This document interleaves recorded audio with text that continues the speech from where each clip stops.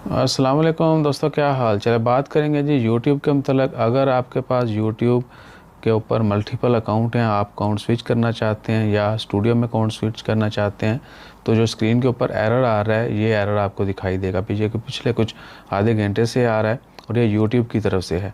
लेकिन यूट्यूब ने अभी तक ना तो इसको कंफर्म किया है कि क्या वजह है और कब जो है ये फ़िक्स हो जाएगा। एक्सपेक्टेड है कि जल्दी फ़िक्स हो जाएगा, क्योंकि बहुत सारे लोग ऑलरेडी ट्वीट या कमेंट्स या किसी भी ज़रिए से यूट्यूब को जो है वो इन्फॉर्म कर रहे हैं कि भैया जल्दी जल्दी फ़िक्स करो, ताकि असी अकाउंट स्विच करिए और दूसरा जो अकाउंट है उसके ऊपर जाके वीडियो अपलोड करें। हमें भी तब पता चला क्योंकि हम स्विच करना चाह रहे थे अकाउंट, दूसरे अकाउंट में जाके वीडियो अपलोड करनी थी तो वो नहीं हुई।